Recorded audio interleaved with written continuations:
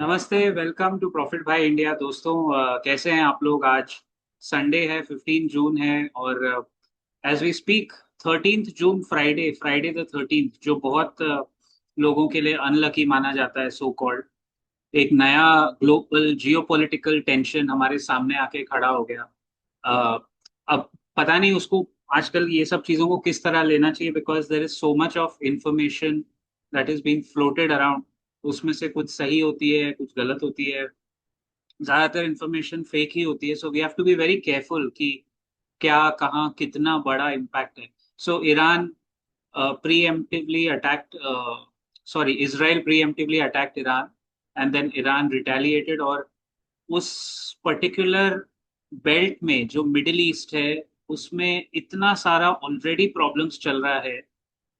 Problem यह है कि nobody wants Iran to be a nuclear enrichment जो वो करते हैं। तो किसी को ईरान के पास न्यूक्लियर वेपन्स नहीं चाहिए। उसमें यूएस का इनडायरेक्टली हमेशा की तरह इसराइल को बैक करने में हाथ ओपन सीक्रेट है, अभी होगा ही होगा। क्योंकि there are only 9 countries which are nuclear powers. उसमें इंडिया है, रशिया है, चाइना, यूएस वगैरह वगैरह, यूके, फ्रांस। और सबसे ज्यादा न्यूक्लियर आर्सेनल रशिया के पास है, यूएस से ज्यादा है उनके पास। बट मिडिल ईस्ट में सिर्फ इसराइल है अभी तक। एंड अगर ईरान न्यूक्लियर वेपन्स लेते हैं, जो वो कह रहे हैं कि वो सिर्फ सिविलियन पर्पस के लिए लेंगे, वो हर कोई यही कहता है।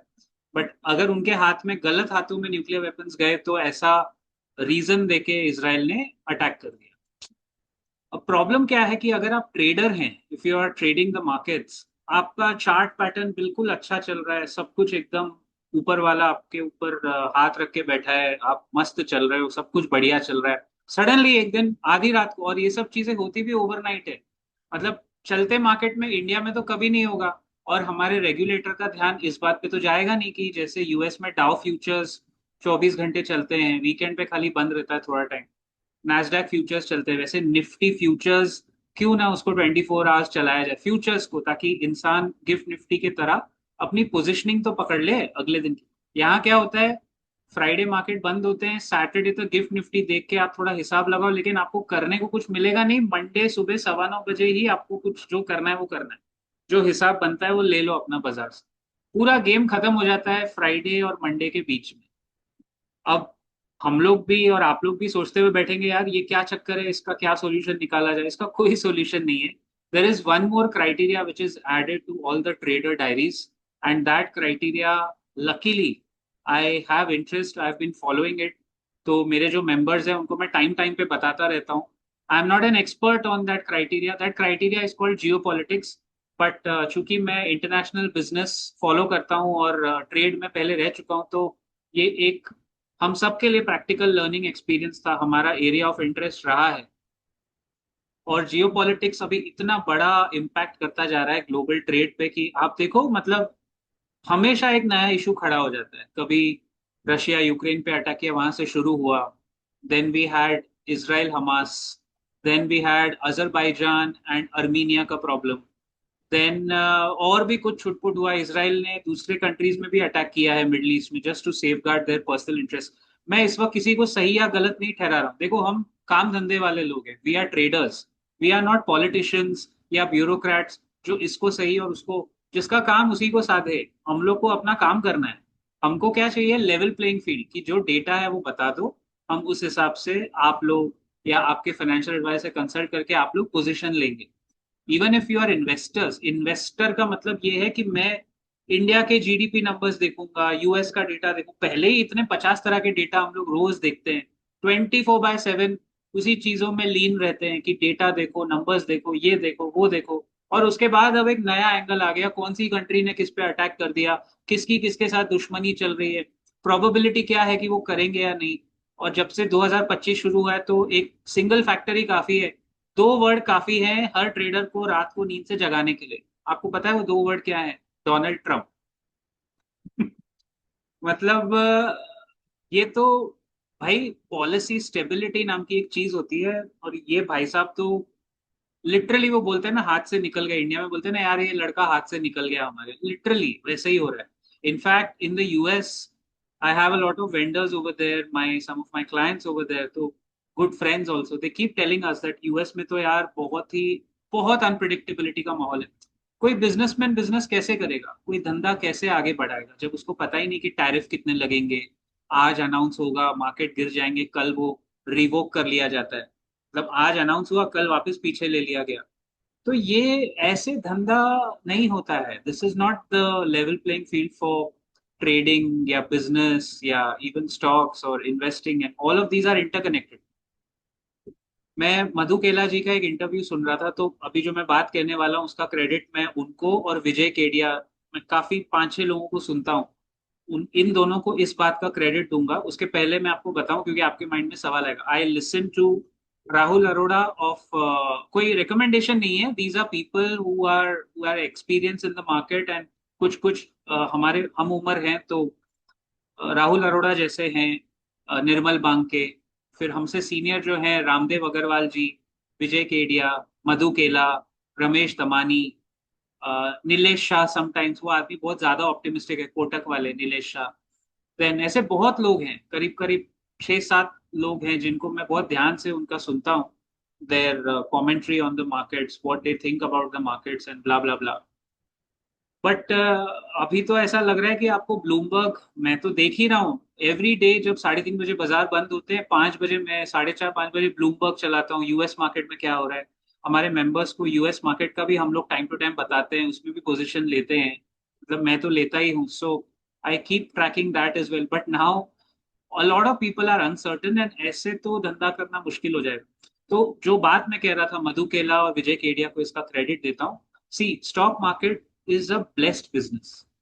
Stock market is a blessed business. अगर आप इस प्रोफेशन में हैं और आपने इसको फुल टाइम करियर बनाया है, तो पहले तो आपके ऊपर बहुत बड़ी जिम्मेदारी है। It is a blessed business because ना तो आपको फैक्ट्री के शॉप फ्लोर पे काम करना है, ना आप कंपनी के बोर्ड मीटिंग्स अटेंड करते हो, आप कंपनी में फुल टाइम एम्प्लॉय नहीं हो, शेयर होल्डर हो अगर, तो आप एक तरह से कंपनी के को पार्टनर बनते हैं, राइट। ये बात हम लोग पहले भी बोल चुके हैं, बट अलग वे में मैं आपको एक अलग एंगल से समझा रहा हूँ कि share holder share holder is not a भाव का खिलाड़ी।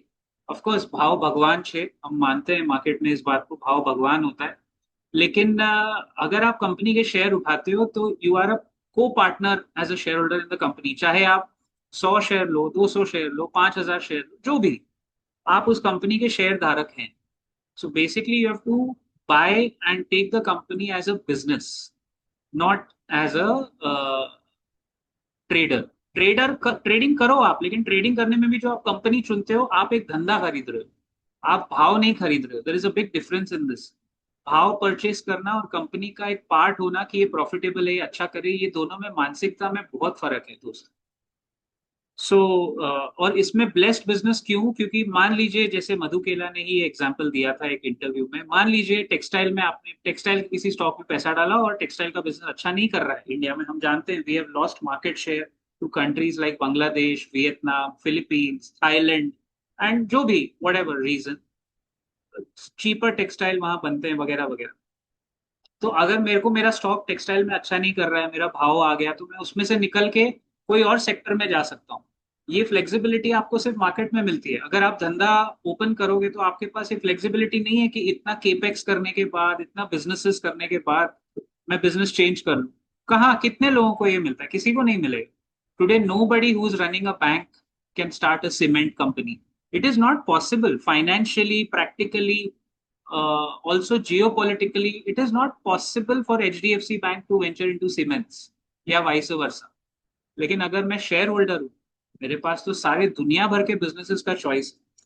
तो ये एक चीज अकेली आपको कितना पावर और इम्पैक्ट दे सकती है, आप इसकी बात पावर समझो।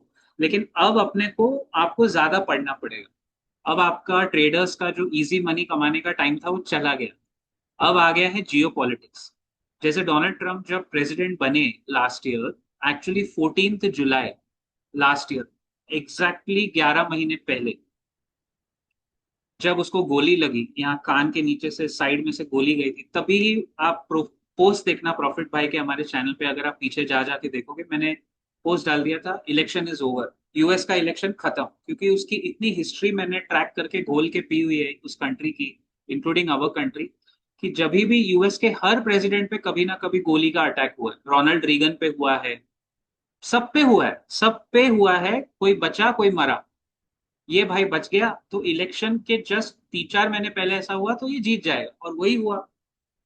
अनप्रेसिडेंटेड नंबर से ट्रम्प जीता, मतलब भारी बहुमत से तो जीता है, but nobody expected this kind of majority for Donald Trump. And सारे स्विंग स्टेट्स ऑलमोस्ट उसने भाई ने ले लिए। ठीक है, ये तो हो गया, लेकिन अभी इसका इम्पैक्ट क्या आएगा? तो पहले हमने क्रिप्टो पे नजर डाली। क्रिप्टो उसी टाइम 10x हो गया, नवंबर दिसंबर।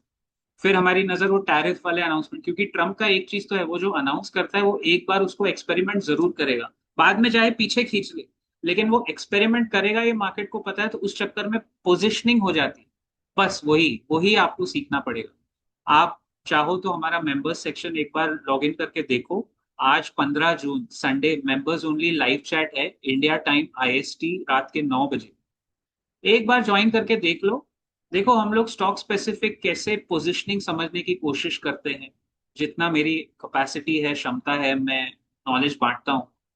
और आई थैंक माय मेंबर्स जो ये वीडियो देख रहे हैं, कि वो लोग भी बेचारे एकदम तत्पर रह के हमारे साथ कदम से कदम मिला के खड़े रहते हैं। सो अभी वो जियो पॉलिटिक्स का एंगल समझना ये हर किसी के बस की बात नहीं है। मैं मुंबई और पुणे के बिजनेस स्कूल्स में, मतलब जब मैं एक्टिवली जॉब वगैरह करता था पहले काफी साल से, करीब करीब 12 साल most of the business schools में विजिटिंग फैकल्टी रह चुका हूँ। मेरे काफी स्टूडेंट्स भी हमारे सब्सक्राइबर हैं, और वो लाइव चैट पे हमें ज्वाइन करते हैं। अ, तो मैं ये सब्जेक्ट पढ़ा चुका हूँ, इंटरनेशनल बिजनेस, जिसमें हम लोग टैरिफ, आज मुझे बिल्कुल सरप्राइज नहीं होता when I hear terms like these, tariff war, India का टैरिफ, ये सब हम लोग पहले से पढ़ा चुके हैं। और मैं इसीलिए that has helped me in my positioning of stocks as well. Today there is no bad trade और good trade, it's a bad position या गुड पोजिशन। आपने पोजिशन साइजिंग किस तरह की है, वही अपने को पकड़ में ला। तो विद दैट मैं ये वीडियो खत्म करूंगा। It was just about what is happening around. I will see you in the next video very soon. Till then, जय हिंद, जय महाराष्ट्र।